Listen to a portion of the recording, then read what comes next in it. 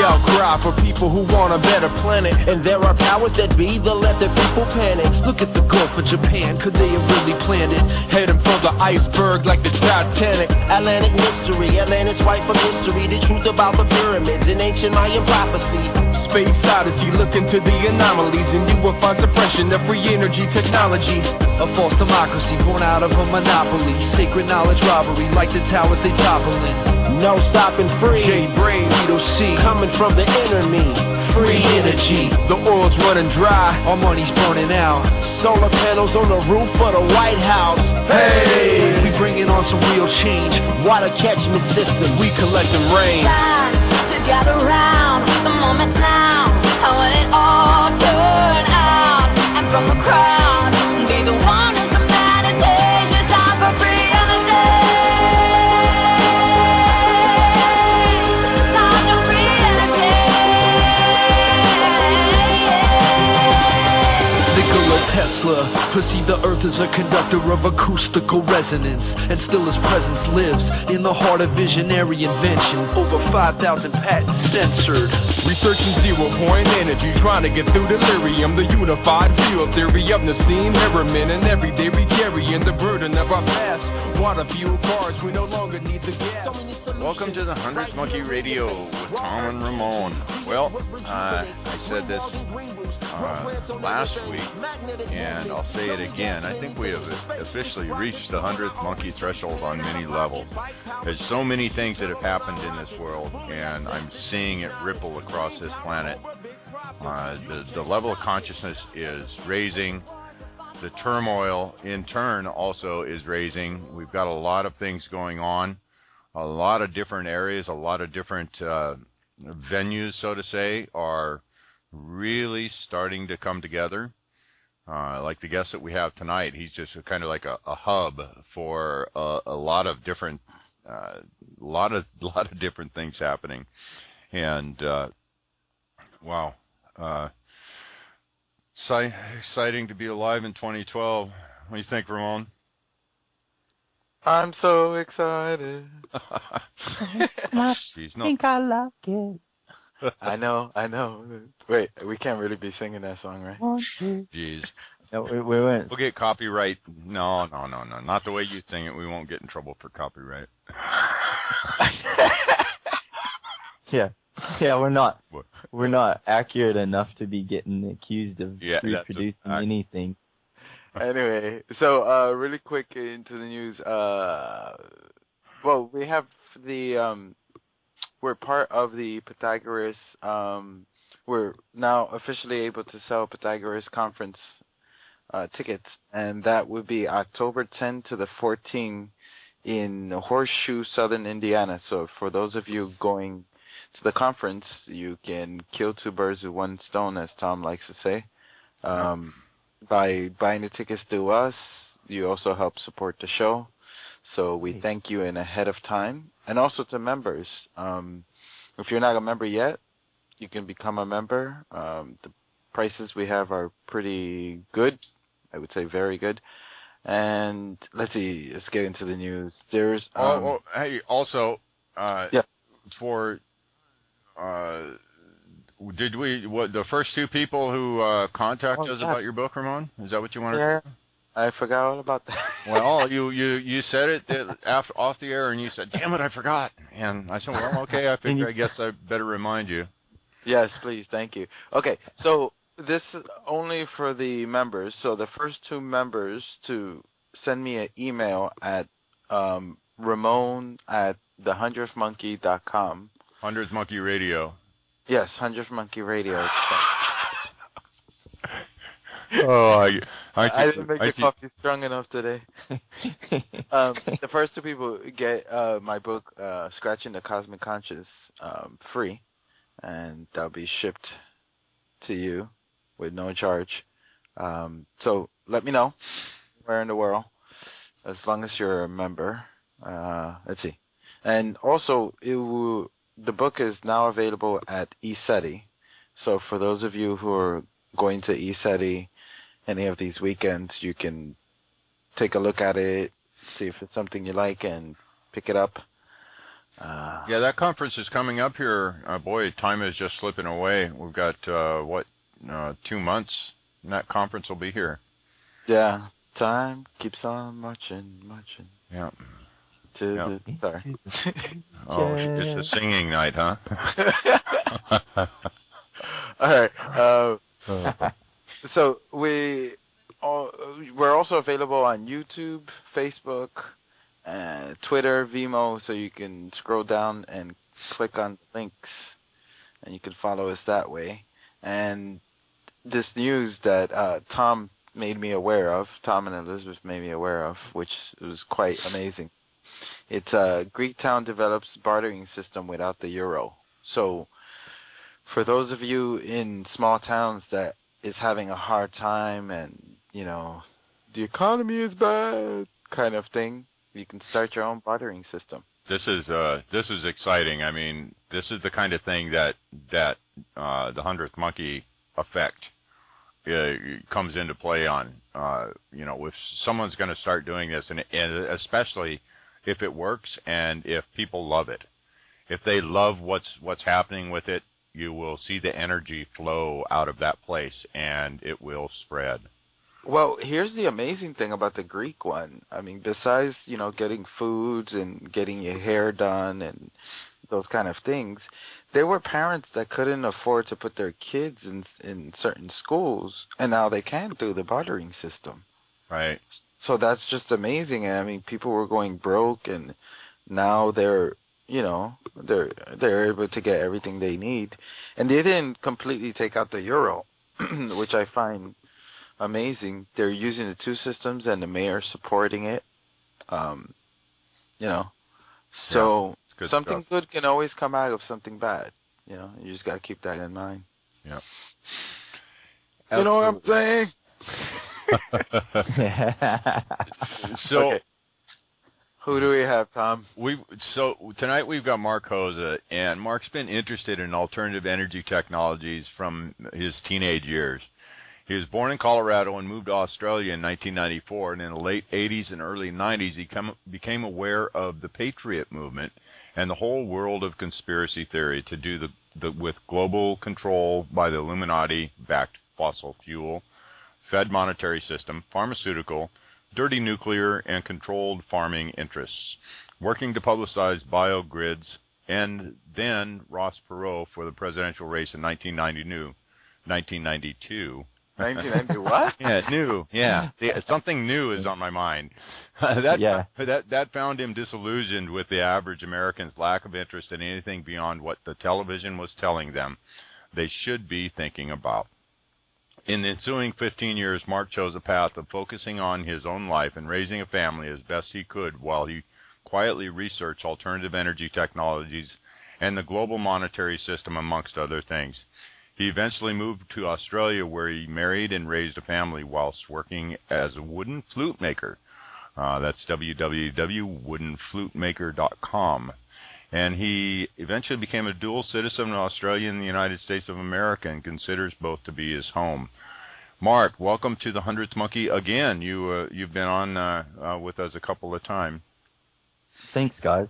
And I think we now officially have a title for you. You will be now the 100th Monkey Radio Energy Guy. Sweet. You'll be that guy. All right. And Mark, you have a couple other websites cool. we should kick out there right now, if you would. Yeah. Okay.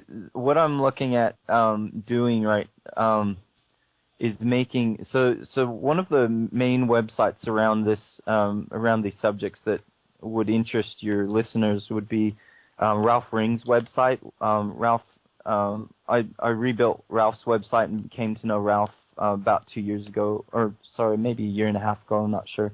October 2010, whatever that is. And that's bluestarenterprise.com, so enterprise with an S. Then I've got what I'm going to be doing on. I'm still working on adding these things, but I would like to say in this interview my two websites that I'll be working with to start consolidating some of the different projects and different things that we want to show people are on my website hoza.me, Hoza.me, M-E, as in you and me. And then there's also Parsifal Energy. So anything that's going to be working with the energy stuff that I'm working on, because some things come under different groups, and so there some things I'm putting on Parsifal Energy, PARSIFALENERGY.com. Those two websites I can say, and so what else? If there's something else, I'll probably be putting any link of anything of interest on those. So that's that for now. Cool. So, geez, it's been, 4 or 5 months since we talked? Yeah. Seems like yesterday. Yeah, it does. I know. Time is just going by. No, it's amazing, isn't it? You think, like, it really is that, like, you look like 3 weeks ago, but it's actually not 3 weeks ago. It's like 3 months or 4 months back. Right. It's really staggering to me, but, yeah, time is really feeling different. That faster, yeah. That whole time wave zero, Terrence McKenna and the time wave zero, things speeding up, and there's something definitely to that, because you turn around and a year's gone. Yeah. Right. So let's start with the Ralph Ring stuff. What's been cooking there? Man. Okay, this is some of the most exciting stuff going on right now. We've got a really wonderful group of people around the world who've gathered around Ralph Ring. I won't mention names, but because a lot of people are trying to, they want to work, but it's not like it's a major secret. We've got people, some who are wanting to remain anonymous. Some of them are not really that concerned about whether they're anonymous or not, but we're all working towards the same objective of bringing out some technology that looks really exciting and like we can make some positive differences in the world. There are sort of two major groups. That's not really true. They kind of all end up working together, but we're spread out between Australia, California, and the UK, and then a few people here and there. But those are the primary places where we have an active work group in those three places. So the last time we talked, you guys had just brought in an electrical engineer. We've actually got an electrical engineer by the name of Franklin. We've got a physicist who I won't say his name just because I haven't talked with him about it. But he was with NASA and a whole bunch of different Black Ops, working in Black Ops projects and all kinds of stuff. And he's actually come on board because he's known Ralph Ring for a while and really wanted to do some work in a positive direction, because a lot of the stuff that he's worked on, he said, it got used for things that he's not really happy about, and he wants to be he's kind of frustrated that a lot of the stuff that he's done is not being brought out for public consumption, and yet he knows that it's being used. It's just the average person doesn't know about these technologies that have been out there for decades. Mark, yeah. I was gonna say, that reminds me. Yesterday, so today is Monday, May 5th, and yesterday, May 4th, we were recording with Diane Collins, and towards the ending of the show, we were talking about the free energy and how this needs to come out, and how she said, what was it, Tom?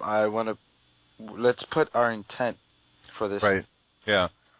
For this to come out. Intention out there. She's all about quantum. The name of her book is Quantum Thinking.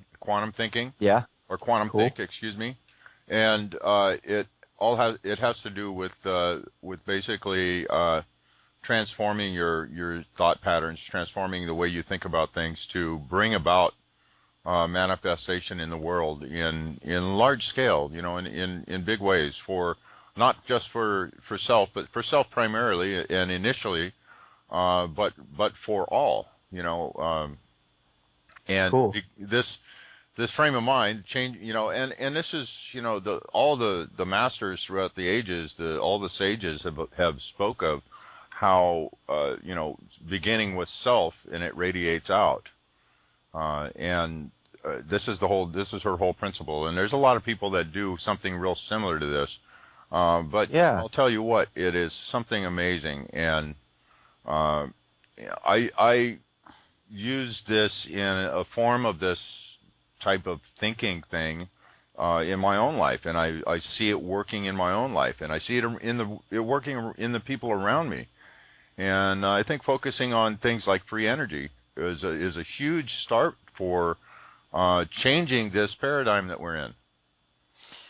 Yeah, really quickly, and then we'll get back into you, Mark. But the most people believe that this type of energy is not possible, that we can't do that, you know. And I think as soon as one of you guys puts something out where everybody can get their hands on it, it's going to change a lot of people's paradigm. I think that would be the beginning of changing people's paradigm, that, oh wait, you know, something different. You know, for me, I think it's all part of the quantum thinking. But anyway, Mark, sorry to interrupt you. Back. Well, actually, yeah, it's totally not. Back to you, Mark. It's totally. Yeah, thank you, Ramon. It's totally not an interruption, because it's exactly like this is what I've been seeing as well. Is I'll just say this here, is that thing that's happening that you're talking about, Tom, about how when you work on yourself, how it relates to the whole, and that is the real work that I do, is with another fellow, Michael, and we work together to amplify, to clear up blockages. So when we come in, when we focus on an area where people are working together, it clears blocks that are keeping things from moving forward in a positive way, reveal themselves to the people involved. And that's been really, really interesting. It's not something that I really believed at first when we were doing this work, but I've come to see that it is the way it happens. And then if you look at, you know, this book with Quantum Think, you said it's Diane Collins? Yes. Diane Collins, yeah. That's two Dianne. Oh, okay. We have links on our website. Great. Yeah. Yeah, cool. Well, if you look at what she's saying, it's actually the cutting edge physics is saying the same thing, that when what one person is where their focus is, where their intention is, that it affects the whole matrix. It affects everything in this creation. Quantum that there's and I was talking with Peterson this morning, which I'm so excited about. He's going to be coming out with a regular radio show on, I think he said that's with, I guess it's on, what's the, Dave Corso's network, wolfspiritradio.com, I think it is.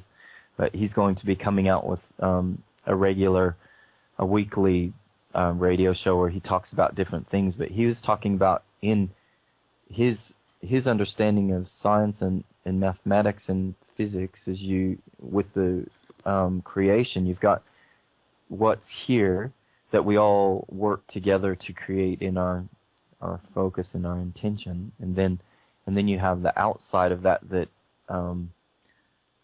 our aspect outside of the outside of the matrix, if you will. That he calls it a starts. It's like anyway, it's a word that's similar to another word, both of which I don't remember right now. Not a problem. Hyperspace. It's like a hyperspace. Like you're outside. There's like an outside the matrix consciousness, and that guides the DNA. He said the actual DNA, is nothing more than a machine that the intention directs to produce to build the thing. So if your body's unhealthy, for example, you come outside of that, outside of the DNA, and you tell the DNA what you want it to do, and it then creates the healthy body. Something that along those lines that I have seen and actually experienced myself is that when somebody wants to change something, especially when in relation to health or the physical body, if they put that intention out there, if they pay attention to the world around them, the things to assist in doing that, you may be directing that DNA, but that DNA is saying, I need fuel, or I need X to be able to complete what you want me to do. So the universe will bring to you and put in front of you whatever that thing is that is needed within you. Cool, that makes sense. That's really cool. Yeah, that makes sense. Yeah, this whole thing we call life, I mean, every single day, I'll tell you what, I'm in just absolute awe. It's like, what's it all mean? Oh. Yeah. Yeah. I gotta mention this on the show because this YouTube video just absolutely cracked me up, and I was rolling on the ground. There's a guy that he's actually having a real spiritual experience. He has, it's called Double Rainbow. I don't know if you've heard of it, but it's had like 30 million views or something like this. So I suggest you look that up after the show. Double Rainbow. The guy is watching two rainbows, a double rainbow, and he cries, and he's just, oh my God, double rainbow all the way to the ground. It's just hilarious. I mean, especially if you've had those mystical experiences where you've been in touch, you see this and you know exactly what the guy's going through. So, anyways, I had to throw that out there. It's awesome. Okay, cool. But I'm sorry, we kind of went way off track there. So yes. No, actually, yeah, it's all good because okay, so there's the outside. What I'm seeing right now is really fun. The fun aspect of this is that it looks as though when Michael and I are working, we're focused on certain things. Sometimes we're focused on what the pods are doing with Ralph Rainey. Like we're working on design. I'm not myself building anything. I do like making things, but in this stuff, I don't really have an expertise in the materials that we're using, and I also it also is evident that my best gift to this effort is working as a like a people. I think of it as like working as a people weaver, like kind of like a basket weaver, but when weaving people together. And so you are really good at that. Yeah, so people just appear for different things. Like, I needed to. There was a guy, I'll be talking to somebody, and when I start tuning into them, I look at them and what they're wanting and what they're trying to do. And actually, they don't even always tell me all of the things that they're trying to do. It's just that I tune into them as a person. It's like the best way I can describe it is it's like a resonance. I establish a connection, a resonance with that person. It doesn't matter where they are. it does seem to help that we're talking. I haven't really experienced it through typing. It does help me a lot to talk with them. In person is even better, but really just by talking with them, I all of a sudden I end up meeting somebody else, or I knew somebody I've known somebody for like 2 years, and then I talk to that person about a certain thing, and they go, oh, actually, I really need that information. It turns out to be the thing that I'm intuitively not driven, it's just like I just feel intuitively like it's ripe to say something, and it can be way out of left field, and I say, hey, by chance, do you have an interest in this? And they'll go, oh my gosh, that's something I'm working on really hard right now, have been for a while, and they need that person who's the other person, and they need to know what each one needs each other, and it just happens somehow through me that I get used as a tool like that. And so it's really quite fun now that the more that I'm aware of that, the more I've been able to get good at it. So it's nothing to do, it really doesn't feel like it's to do with me. It's sort of like I'm just there's a role that I play, and I could block it. I'm aware that I could block it by not doing it, but then somebody else would probably perform the function. Mm-hmm. I don't see it as that I'm the only one doing this work. It's just like that is something I can do. So the more that I work with Michael, though, the more focused I've become in doing that, and things happen like within minutes sometimes, and like really obscure connections will materialize within minutes or hours. Days is like a long time. Weeks is surprisingly long. Like, it's really staggering, and I don't think that this is anything new. I think that this is happening more and more, because I see a lot of videos and interviews of different people around the world who are saying this same thing, that they're some of them see it as though they're the magic gifted person, whereas I actually am. That was funny. Right. Well, where you put what you put the attention on grows, right? It's that observer. It's totally. It just seems as though it's part of. It just doesn't. It seem like this is just. I mean, you guys talk about the same thing. Like, I just think it's part of our. There's something shifting, and people en masse are having these abilities to do this kind of thing, and it's just like some are more aware of it than others. I'm becoming just really excited about it and actively working with these skills, but it does seem that these skills are becoming normal. Yeah, let me give you this.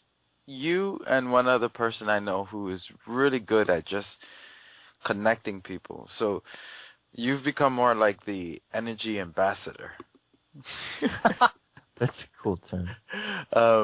And then there's another person who lives here in Japan who's become a really good friend of mine, and we got connected through Iseti and then through the show, Rohini, she's also really good at connecting people one another.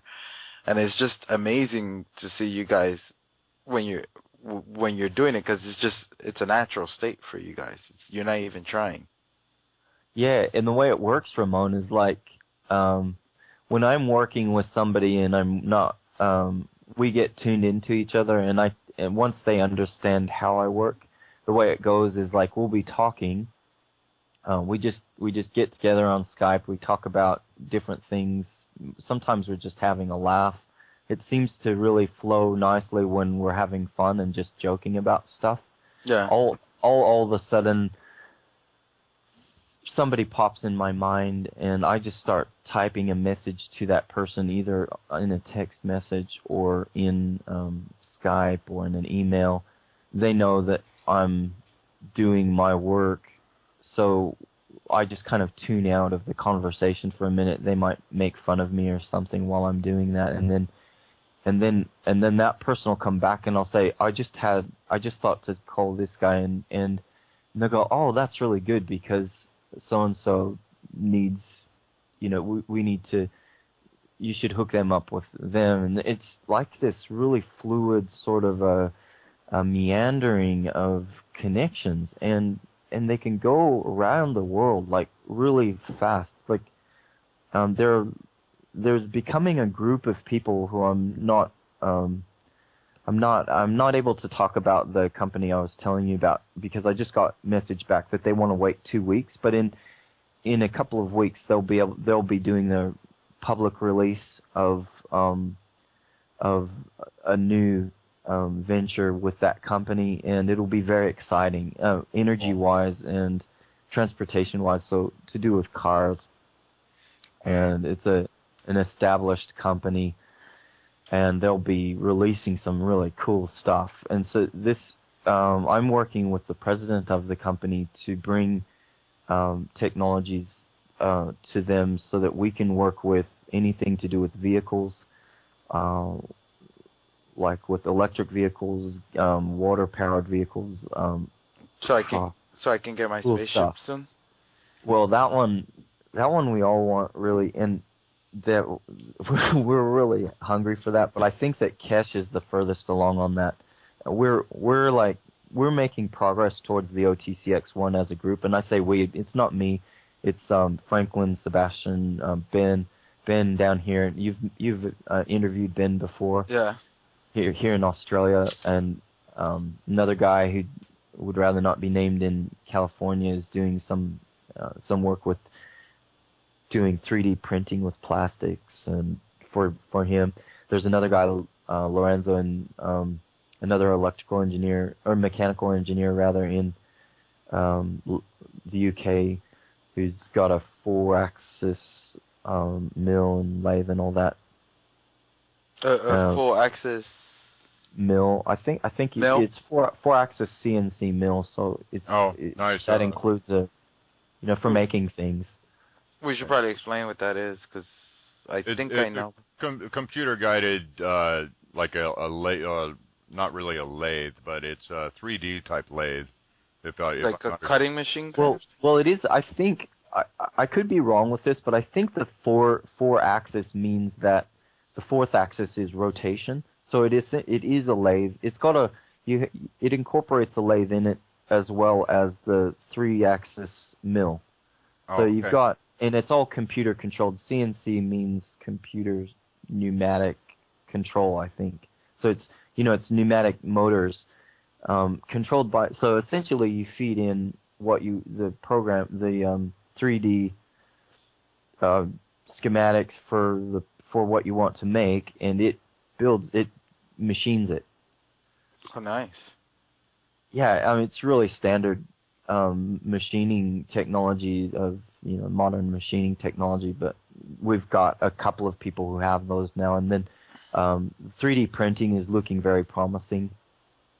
Nice. But really, I think the Kesh Foundation and Mr. Kesh or Dr. Kesh is really the one who's the furthest along with craft, but he's approaching governments. We were trying to get in contact with him, actually. Yeah, I think I can help with that if you want. Yeah, always. You're the energy guy for a reason. Yeah, well, I think that he's working on promoting more actively now. So he did that interview recently with Carrie Cassidy. That the audio was terrible. Right. Yeah. They were getting hacked as the interview was happening, like, because they did it on Skype. Shoot, I was really meandered too far. I was thinking just to say the way it was. I was just saying the real crux of things with what I'm doing, and I don't really have expertise in any of these things. I have an intuitive ability to understand.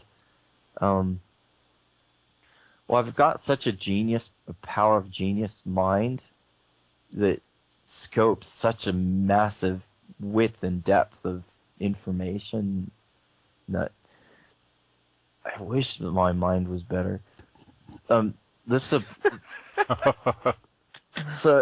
look, I mean, obviously my mind is a little bit hectic, but I have enough of an understanding of some of the things that I get an intuitive picture things come as a picture when somebody's telling me about something. So I get this intuitive picture, and it gives me enough information so that I can convey the ideas to somebody else, and then I put them together. And so I don't really know how to do the things, but I can see it. So that's really fun, and it means that, and then I'm also teaming up, because I'm teaming up with somebody who has connections in business to be able to do stuff. We're also now starting to work on projects. That's exciting. Right. And that's what I can't talk about the name of that, but that's really fun. That's going to be super cool. And you guys, you guys are going to be pumped, because like this is just rolling. I think your 100th Monkey, the whole 100th Monkey thing, there's a grassroots effort happening. All of these different people from all over the world are coming up with the same stuff, and it's not any one. You can't shut it down, because it's coming up from. It's like oozing out of the pores of everyone. Like there's a big growth from the grassroots of people who want a change. They want energy, that they can get an access to energy for not having to pay for it. Like the energy is everywhere around us, and in that I would like to say that it's not actually free energy. It does have a cost, and if this will actually help some people who are working in physics and mathematics, and who really balk at, they really tune out when you start talking about free energy. And what you can do to help them is to say, actually, look at David Lewis Anderson's work with time control manipulation, like time control technology. You guys are selling tickets to the Pythagoras conference, which I was really pumped to hear that, because we've got there are a group of us who want to go to that this year, so we'll get the tickets to you guys. That would be really sweet. cool. Oh yeah. Are you gonna go? I would hope to. I hope to. That'd be cool. Yeah. That'd be really cool. I mean, let's see if we can get you there. That'd be really fun if you guys could go too, and then we could all go and meet there. That'd be really fun. Yeah. Let's see, but the reason I mentioned David Lewis Anderson is he describes the science behind zero-point energy. The reality is everything that we're looking at with the OTCX-1, all of this toroid technology that you look at, Thrive, the movie Thrive, and all of everything that's talked about in there. You're talking about you got different ways of doing it. You've got the Tesla type coils where there's a guy in Mexico who has a circuit, or a multiplying circuit. We're working with him he can multiply. You can take any input of power and multiply it by magnitude of a lot, like anywhere from like say a 20 horsepower motor, he can make it more than 50% more efficient. So that's huge. Has he been able to keep the amperage though? I know there's people have done things like this, but the amperage has been a big problem. No, amperage is really important. The amperage side of it, this is the cool thing, Tom, is we've got, if you work with people who do know how to get the circuit right, you can, just with solid state circuitry, we've done this. We've got and it's been we've had it reproduced, validated in 2 different places already, and we're open sourcing this. Franklin's working to open source this through. Gosh, let me see if I can get you that website, because people will want to follow this. Just see if I can pull this up. So, should we play elevator music, Tom? What is it? Here it is. Here. Oh. Oh man. So I fully don't have it on my mind, but if I find it, I'll tell you. Yeah, no worries. You can always shoot it to us later, and we'll just drop it in. All right. Let's do that. It's an association of scientists around the world who are working on this stuff, but yeah, there's probably a reason why it's getting blocked, so that's all good. Essentially what you're looking at is a couple of different things. I'm talking about the guy in Mexico who has a multiplier circuit. It does not produce. It's not an accumulator. or what you might call a zero-point energy device. It's just a multiplying circuit. So you take energy in, and then it resonates. It has to be designed for that motor or for that device specifically, and it resonates. They engineer it so that the circuit so that it resonates with the device, with the whole system, and it multiplies the output by a magnitude of 10 or better. and in theoretically, they can multiply it like 1 million times, but in practical terms, in a microamps scale, they can multiply it 100,000 times plus, and they have microchips with these multiplier circuits. They're alphabet soup agencies already working with them. This is the only people who don't know about this stuff are like your average Joe Blow. Yeah. The general public. General public doesn't know about this stuff and thinks, oh yeah, whatever. If that was true, that why wouldn't this be already happening? Well, the reality is, folks, you can have a cell phone that instead of having a battery that you have to charge every day, you can have a little accumulator in that, and there are 3 different options that I know of, right, of people who can make a small circuit that taps into the energy of space-time of the Earth. The Earth is this giant catalytic capacitor plowing through the space-time and this fabric of space-time. And as it does that, spinning and moving through it, all of that energy, there's a huge amount of energy that builds up around the planet, and we can just tap into that. Is that why, like, for example, what's it called, the NASA experiment, the ST-12, was it? I don't know of that one. That's when they had like a 12-mile Oh yeah. tether. Yeah. Okay. 12-mile tether. Yeah. And they were dragging it along orbit to collect energy. And what they discovered was it was so much energy that it blew the tether. Okay. And it was way too much energy. Yeah. And that's also famous because then there was all these like all the weird UFOs. all these weird things The around life forms. Life forms. They were life forms. Yeah.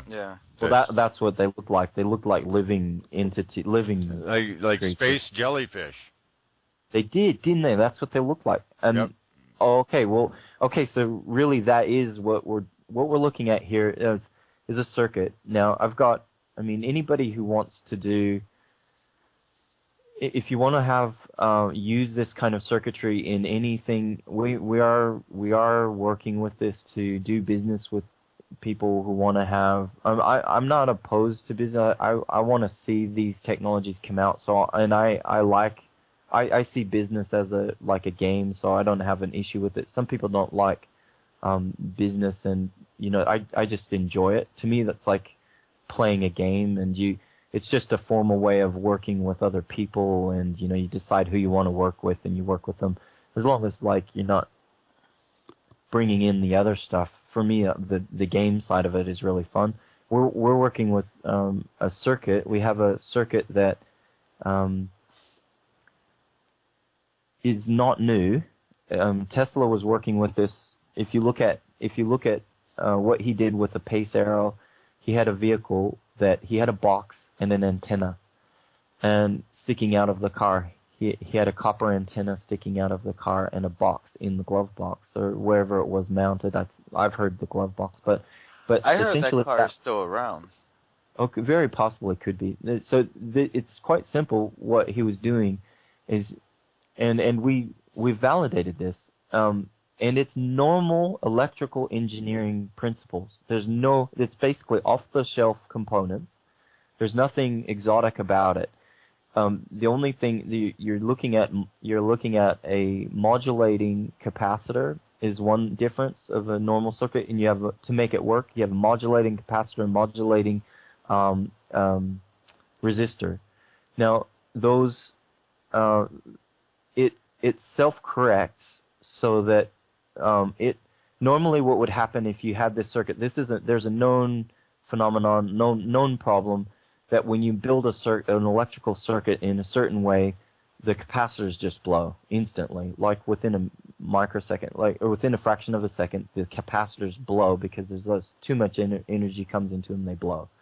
Well, it's like what Franklin was seeing was that who's an electrical engineer, he was looking at this and thinking, okay, what if we do it differently, so that we've got a modulating capacitor and a modulating resistor, and he computer modeled it with standard electrical engineering computer modeling software. So it's all normal principles of electrical engineering, no exotic science. It's just normal physics, normal electrical engineering.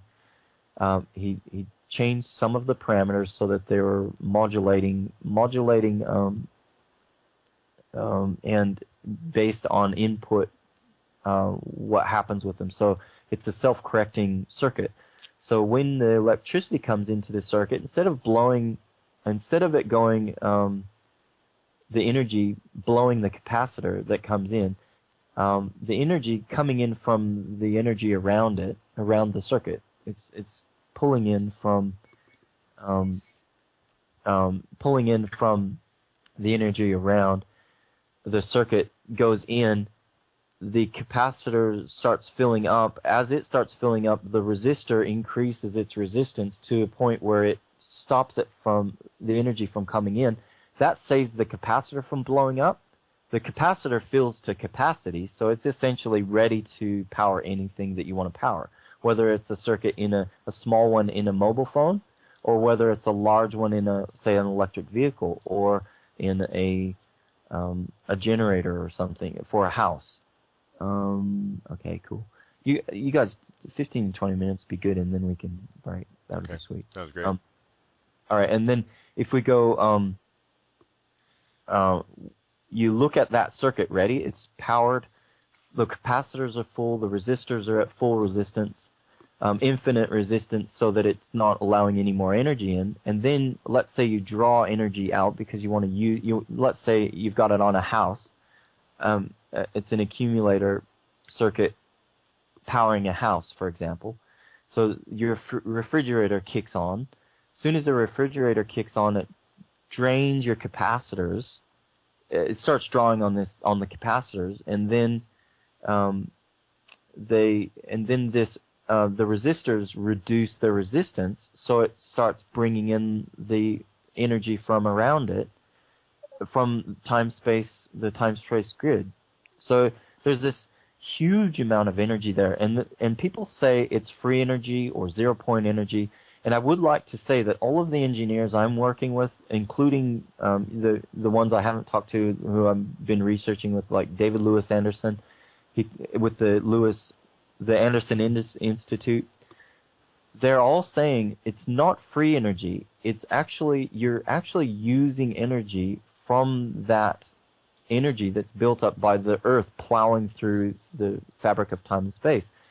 However, it's so much energy built up there that if what David says is, if you powered the whole of the world of the Earth in its current consumption levels, if you powered it for 3,000 years, it would mean that the moon would be 1 arcsecond further away from the Earth. As a result, because you're draining the kinetic energy out of that system. So you are using that energy, and the result is the moon is there's slightly less energy there in that system, so the moon is slightly further out in the orbit. But if you look at the cost-benefit analysis of that energy-wise, you've got no pollutants. You're talking about powering. You have circuits that are common, like really cheap to produce, provide a huge amount of energy you make the circuit big enough to power whatever you're powering, there are different ways to do it. So you can use, depending on the volume of electricity that you need to drive something. So really tiny circuit can be on a microchip, or you have something that's big enough to power, that's bigger so that it's powering an electric vehicle, and it draws in electricity. And guys, this is happening. Like David Lewis Anderson says, he released with their time control technology, they've discovered this ability to tap into this energy for free energy, for a clean energy source, as an alternative to coal, oil, gas, nuclear, dirty nuclear. And then we've also got other guys who are, I'll just we should break soon, but for me as well. But if you look at the other things we can talk about as we go here in this interview, we've got, I'll give you a couple of teasers. One is you look at Stanley Meyer's engine. We've got somebody who has a synthetic gas generator, synthetic gas engine, where they create enough gas using water as the source of the energy. They have a circuit that creates enough gas to run the engine. It is not HHO. It is not hydroxy. Hydroxy has some real problems that to do with engine embrittlement. For anybody who works with hydrogen in systems, then know engineers working with hydrogen injection know that there's a fairly big problem with engine embrittlement, and retrofitting any kind of engine becomes a real problem. Current engines would become embrittled very fast, meaning that the engine block would crack. You'd have problems with the engine block becoming too rigid because the hydrogen molecule is so small, it goes into the pores of the cylinders. It essentially like calcifies. It makes a more brittle engine block, so you get head crack. So it's like fluoride for your teeth. Yeah, exactly. That is so right. You're exactly right. That is exactly what you're looking at. And so you've got a real problem there when you're talking about retrofitting using any HHO systems. The synthetic gas generator doesn't have that problem because you're working with Walter Russell science. You're looking at, we talked about Walter Russell science, and Peter Stevens introduced me to that. I'm not working actively with Peter right now, but but he did bring me to the Walter Russell science, and there are a whole group of people who are working with this stuff. That synthetic, he's calling it synthetic gas, but it's actually an octave of other elements that we're not aware of yet. And so if you look at Walter Russell talked about elements that we don't know yet, you can get these octaves of these elements through a series of charges, working with electrical charges and oscillating charges. You can take elements from being radioactive to being not radioactive, from being, say, hydrogen to being an octave of hydrogen, which is another element. And in the periodic chart, you can go through the octaves of different elements and find different elements. The core element, the core of all of it, the beginning, the thing that is the most amazing about all of it is you've got water. Water contains all of the elements in it. If you can bring all of the elements out of water, and you can put all of the elements back into water through a series of charges. Wow. And so the synthetic gas generator is working with water as the fuel, and it's just you use the energy that is stored in water to run it. You start it with electricity, which is stored in batteries. That then runs. You start the system, but once you start the system, you get the engine running. The engine, like a normal engine, any normal engine is running an alternator to charge the batteries. So you're getting the energy out of the water as the fuel source. So it's a 100% water engine, and then you run. When you stop the engine, you need to start it again using the batteries. But because you create, you have a working engine to charge up the batteries, you don't need to use a fuel source. That's exciting. Another one is also a that's in development is a fusion generator components of a modular system of shipping containers converted to 2.3 megawatt output fusion it's not plasma, it's pyrolysis, but then using water with a pyrolysis system, creating a relatively low temperature fusion reactor. Are you talking about the ECAT one? No, it's actually a different company here in Australia. Oh. But I also do have connections with the ECAT, and and I find that ECAT a very exciting one. That one that I would that is really exciting, and I'm really happy to hear that they're making progress in what they're doing, and we're looking at working with them through one of the distributors. They've got those on the market now, right? Yeah, they've got distributors, and maybe they're being in the States. I don't know all the details about that yet. In the States yet. Yeah, I would really like to talk to somebody who's got one. Oh, dude, we can talk, because I'll put you in touch with them, because I have connections with them, like through another guy. So I'll put you in touch with these guys in London and then over to Italy. But the guy in I also myself need to get more information on that particular thing. Yeah, let's go ahead and take a quick break and come back to the second segment. So, Tom? We were doing 2 hours. I thought we were doing an hour. Oh, I thought we were doing 2. Oh, we can do an hour and meet another time as well if you like. That works best for me for tonight. Okay. I think so. All right. I'm good for that. Yeah. So maybe we'll go to the website. Maybe we'll get together. Yeah. Maybe we'll get together next week again if you're free. Yeah. Yeah. Next week. Yeah.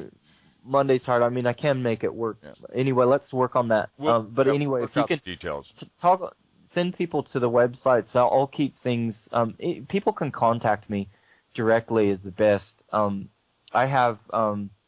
If you really want to contact me quickly, you just send me an email at mark@hosa.me, or if you prefer, you can contact me via Skype.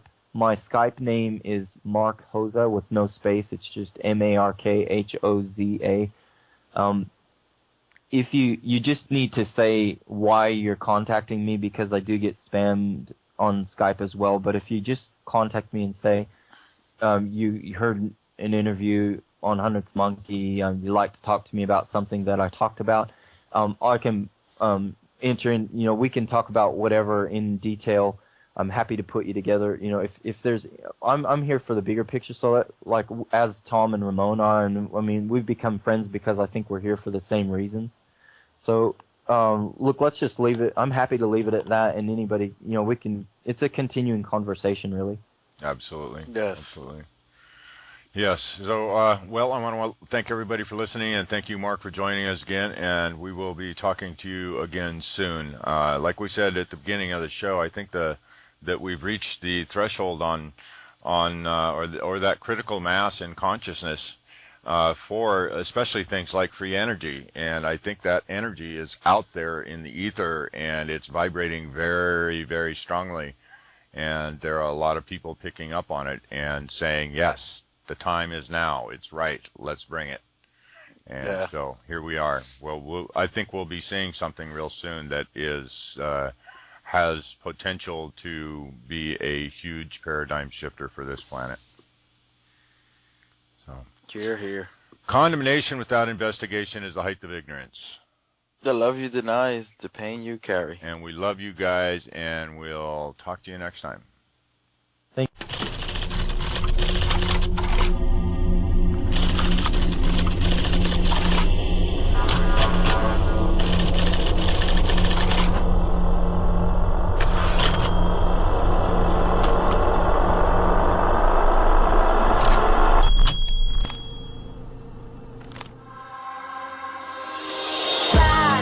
Gather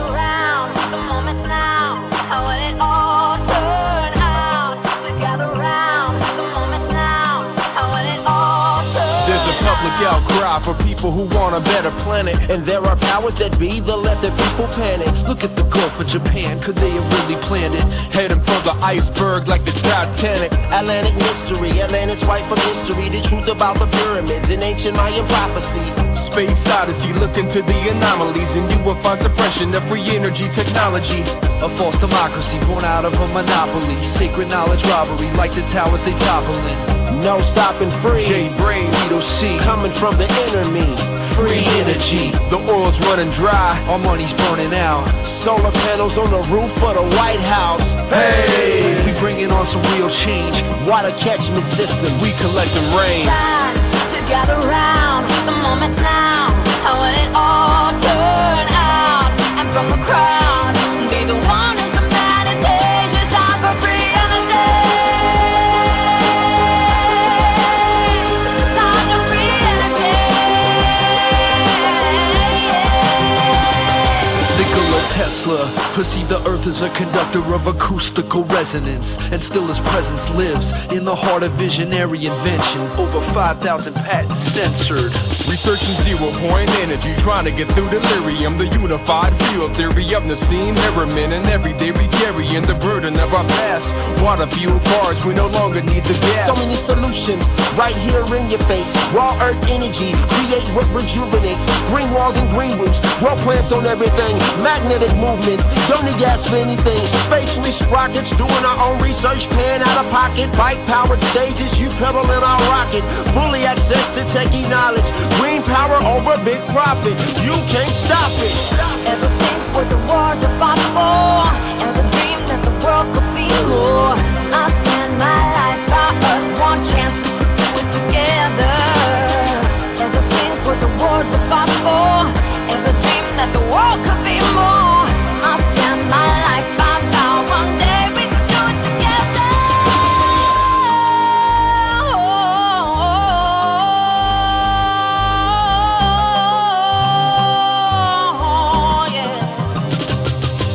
The Renaissance, third industrial revolution. Invention is the language of a worldwide solution. The body electromagnetic, plasma arc reactor, Stubblefield, Kowski, Frost. Free the knowledge lost. Some people wait for 2012 to watch the Earth shift, but in New Mexico they out there building Earth ships. We got the language wrong, I got a new twist. The lifting of the veil, that's the true apocalypse. Some see free energy as the enemy, but my genetic memory remembering that could never be.